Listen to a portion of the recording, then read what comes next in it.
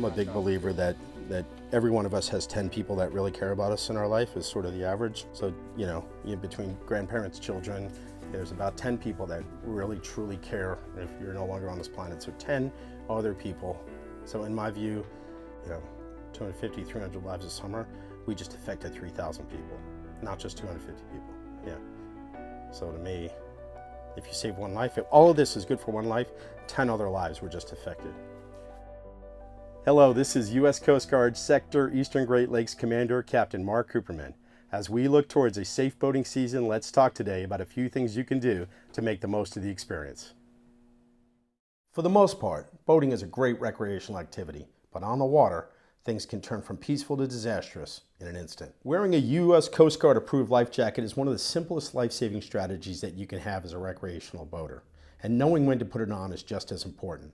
In 2022, by example, the United States had over 4,000 reported boating accidents, of which there were 636 fatalities. And of those fatalities, 75% were due to drowning. Of that number, 85% of those victims were not wearing a life jacket.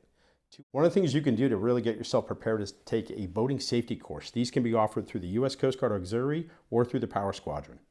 Having the proper safety gear aboard is essential. Having a vessel safety check is important, as well as having a functional fire extinguisher and being able to use your engine cutoff device.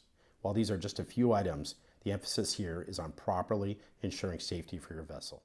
Preparing your boat is just as important as preparing yourself. This includes having a fully charged battery, making sure your boat plug is installed, a working fuel gauge, and ensuring you are fueled for your journey. Communicate a float plan to a friend or a loved one before you go out on the water. Be sure to monitor current and future weather conditions before you get on the water. These are essential because the lakes can often have wind and wave states that can change within the hour. Boating on the water is a great opportunity to really enjoy yourself. However, alcohol and boating don't mix.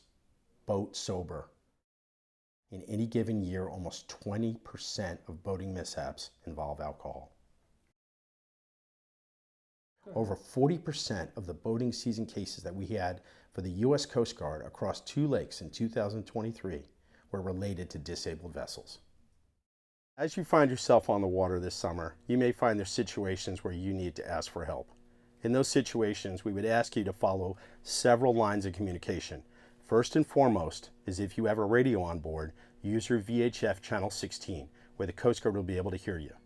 If that doesn't work, we would ask you to contact the Coast Guard Command Center. At the end of this video, we will provide you a direct phone number to the Sector Eastern Great Lakes Command Center who can assist you. Third is if either of those methods don't work, contact 911. When you're contacting either the Coast Guard or 911, or even using your VHF-based radio, there are several questions we're going to ask that are going to help you very quickly. The first is how many people you have on board. The second is the nature of your distress. The third is the location of your vessel. The fourth is the name of your vessel.